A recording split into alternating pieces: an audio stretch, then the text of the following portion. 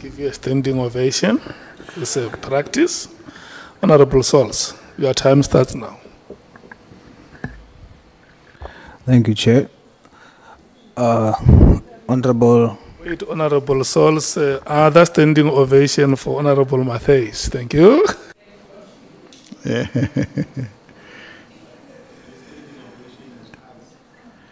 Honorable Chair, may I please donate my time that remained to Honorable Souls? Honorable Souls, your time starts now. Honorable Mungango has said it beforehand that he doesn't have many questions. I think he's all.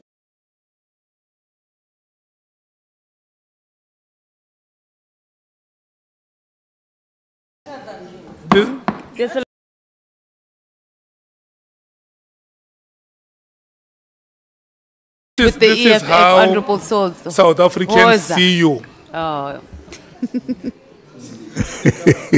Yeah. Maybe even worse outside. Yeah. The caution to South Africans would have been, if you don't see me, just follow the teeth. Yeah, but your teeth can't represent them. It's you who represent them here. Deputy Minister, greetings to you in Jesus' name. Amen. Minister, the minister testified, Minister Mkunu, he testified that there is no IMC in the 7th administration. Is this true? Yes. So there is no IMC in the 7th I'm not aware of any. Former Minister Cele said that as far as he's concerned, there is still an IMC and a new administration does not dissolve an IMC. You testified that in the 6th administration you attended at least 2 meetings of the IMC. Is former Minister Cele's testimony true? Well, what I know is that I haven't heard of an IMC meeting, so I take it that the 7th administration has not appointed people to serve in the IMC like the previous administration. So you agree with the, you disagree with the testimony of former Minister Cele? I guess if that's how you interpret it, it means yes.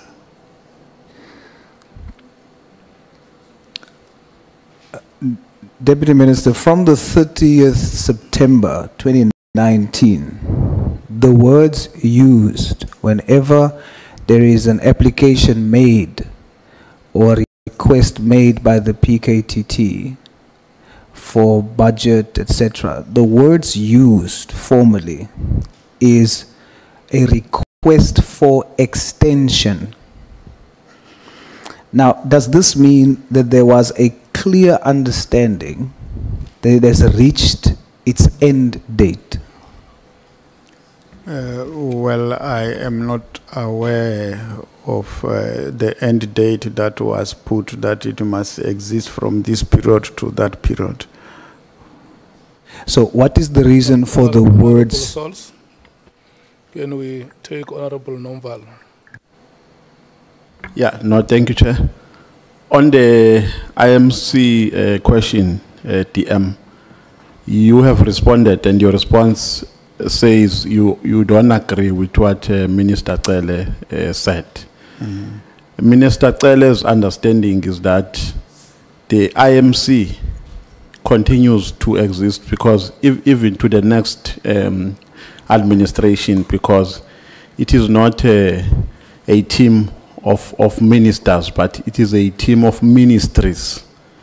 Now, the narrative by the suspended minister Minister Mkunu is that once the administration ends, then the IMC also lapses. So, and the result of which the PKTT, which is a product of the IMC, also ceases to exist. So that is his justification for disbanding for failing to convene the IMC. In his understanding, it has never existed beyond the administration under which it was formed. So those are the two contending statements that we have as the committee before us.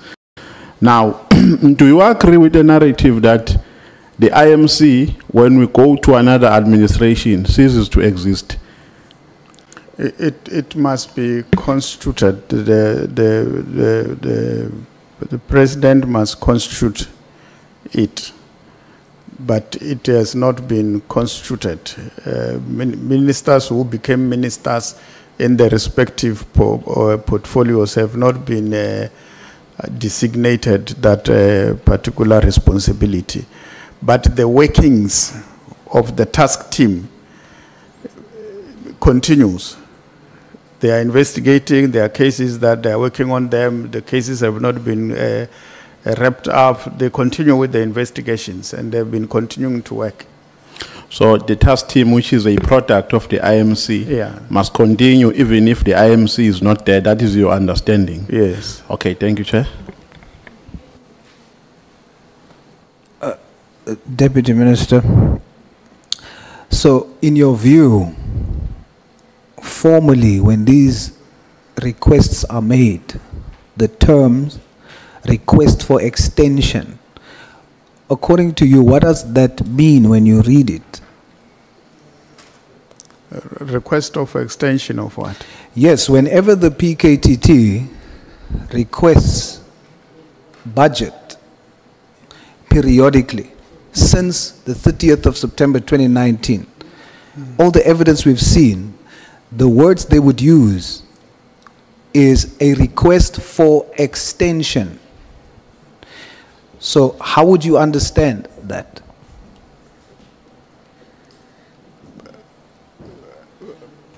What do I understand that request for extension mean? Yes, sir, in that context. I don't know whether they are referring to the extension of their funding or what is the request for. But the task team exists and it is running operations. Obviously, if their budget is exhausted, they will request further funding, and I guess that's how it was done. So your understanding is that it is only with reference to money, nothing else, not in terms of its existence, to say we've reached the end, we are now requesting for further extension, and this is the period of extension, and for this period of extension we require X amount of money. Yeah, I think it's an operational decision that the commissioner will take from time to time for them to continue to do their work, and I think that's what he did. Minister, do you think that the PKTT should be disbanded? Well, I have no objection with them folding their work and their work being taken by the murder and robbery unit. Is there a yes? Yeah. You think they should be disbanded? Yes.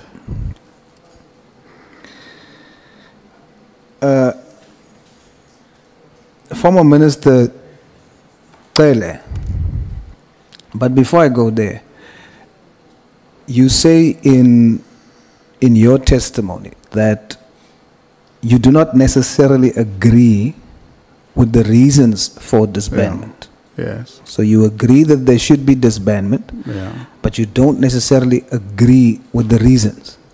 So what is your reasons for the disbandment? What would your reasons be? My reason is you strengthen the capacity to do investigation work around murder and robbery-related cases.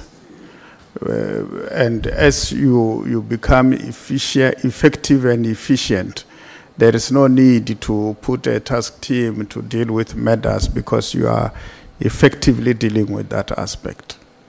And that now focuses on the country as a whole rather than a zoomed in approach. Absolutely, yeah. All right.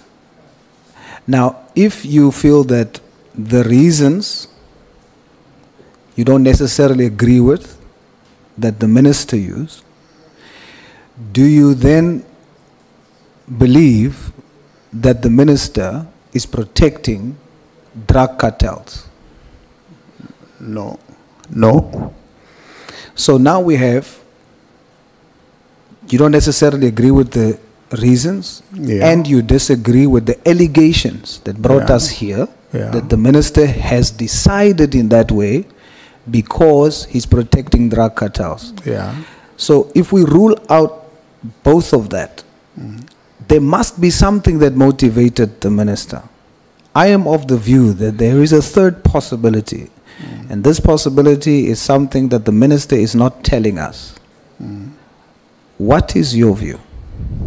I can't speculate because I don't know, except what is stated there as the reason.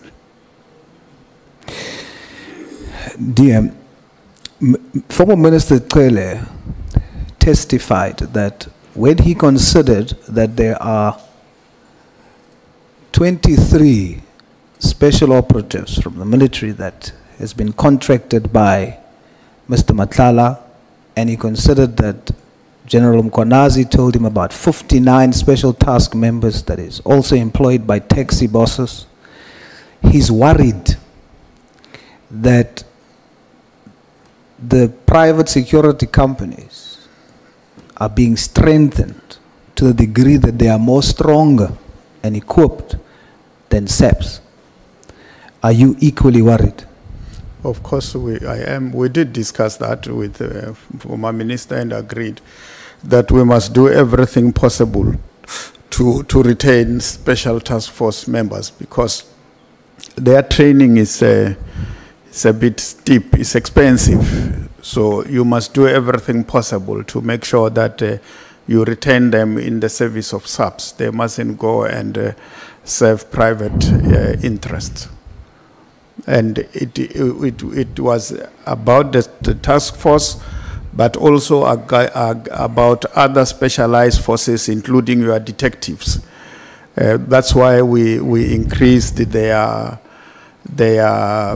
allowances so that they must find comfort in doing work for SAPS. DM, is there a separate army being built in KZN under the guise of private security companies? I'm not aware of an army that is being built in KZN. Ayo, Deputy Minister. Thank you, Chairperson. Thank you so much, Honorable Sols. Honorable James, your time starts now. 10 minutes. Thank you so much, Chair. DM, earlier on you testified SAPS, this institution, is intact. What is your understanding of the words intact? The ability and the capability to execute your responsibilities that are assigned to you. Fighting crime, doing policing in the country. I think we are doing exactly that. Of course, we can do more and better. But at the moment, the response that we are giving clearly demonstrate that we have got a police service. Yes, there are challenges. I acknowledge that as well. All right. You said intact. South Africa has been waiting for 2 months for the crime stats. What is your response to that? Well, it's unfortunate that we did not release the crime stats. So that's definitely not intact, am I right, no, DM? We cannot well, say we are intact when we've been waiting for 2 months. It keeps on being delayed for crime stats that needs to tell us where we're at as a country. Well, that is not a reflection of the fact that we are not intact. It's just there were delays in signing off. That's it, and the changes that took place. But that is not a reason enough or an explanation that one can give that SAPS is not intact because of that. And also, over the weekend, Friday, Saturday, and Sunday, we've had 40 people murdered on the Cape Flats as a result of lack of resources and understanding and strategy. Is SAPS intact? It is. The challenges of the Cape Flats, it's a serious concern to us. That's why we had an extensive discussion around how we are structured at SAPS and how best we can be structured so that we are able to respond to the challenges that our people in the Cape Flats are confronted with. One murder is one too many. We are worried, and we believe that the organogram that we have adopted will enable us to respond appropriately to the weaknesses that are there, and we will be able, working with our communities, to respond to the challenges that they are confronted with. Minister, I think our understanding of the word intact is completely different, but I'm going to leave it there. I also want to know, you testified that you were shocked, that you were dissatisfied, that you saw in the media. Did you say or did you do anything about you being dissatisfied? Because it's either you are participating or you are a bystander. I'm not a bystander in the ministry. I'm a participant. And we do interact with the minister and the national commissioner on things that affect or confront the police in the country. Minister, you've also said you've made mention of PKTT. Yeah. We've had former witnesses come and say that it was the PKTT was only budgeted and funded for operations within KZN. Was it a national PKTT as per Minister Mtunu, or was it just for the province? Well, the genesis of the PKTT found its expression in KZN. And the work... Sorry, Minister, I'm asking, you're saying it finds its expression in KZN. Yes. Was it funded, was the budget allocation only for KZN, or was it for national operations? It's well, the last request came from the CFO nationally to finance what they are doing. Their work is not confined to KZN. We know that, Minister. We're speaking specifically up to the budget, the operational budget, because I've asked these questions to several other witnesses, and no one's able to give us a direct answer. I know that there was allocation which were approved by the CFO. Yes, we know that all allocations are approved by the CFO, but I'm still asking, was this for KZN or was it for national operations? For the PKTT.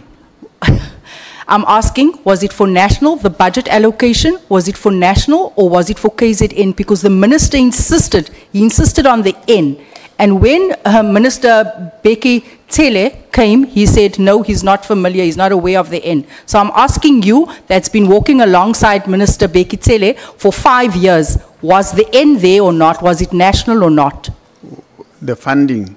Yes, the funding, was it for operations? Yeah. We know funding comes from national, but I'm asking the funding, the budget, the operational budget, was it for KZN or was it for national? And even if we have to spend the day asking this question, it's fine. No, that's okay. The funding that they are given to do work where they are assigned.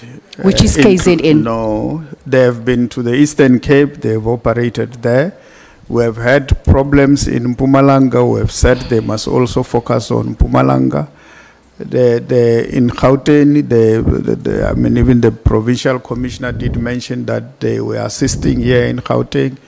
So they are not necessarily confined to work in KZN. Mind you, the head of the PKTT is General Kumalo, who is head of CI based in Pretoria.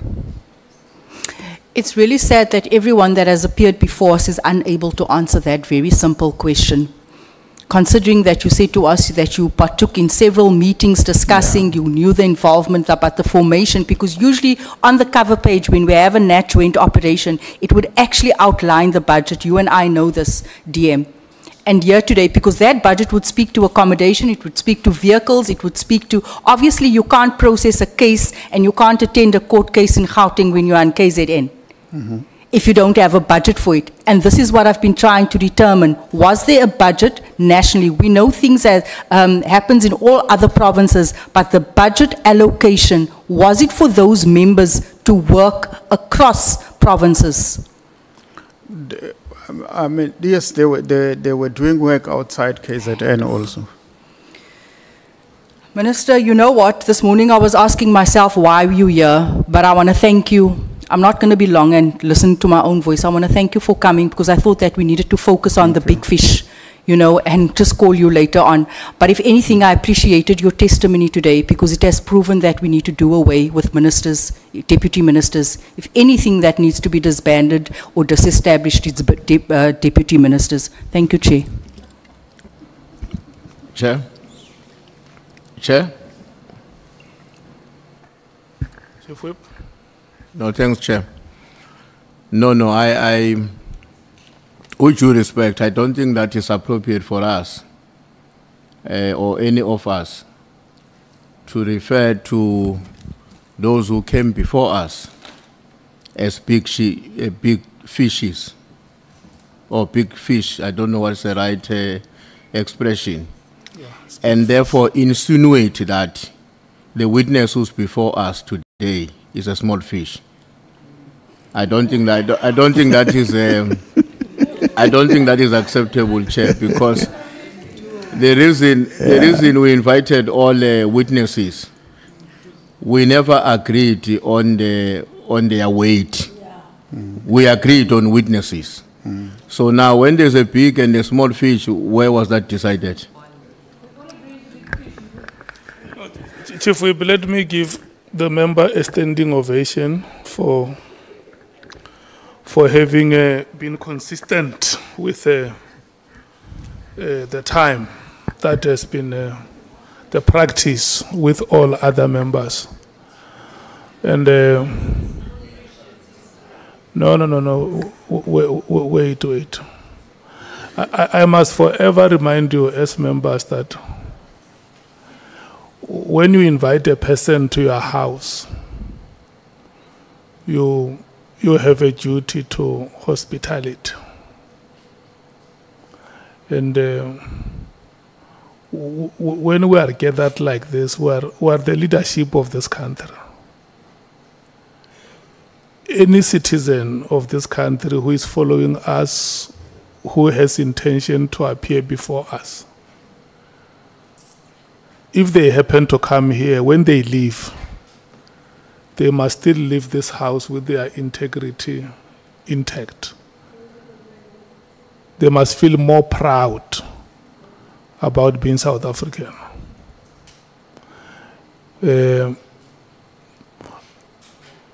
SC, there are 3 members left.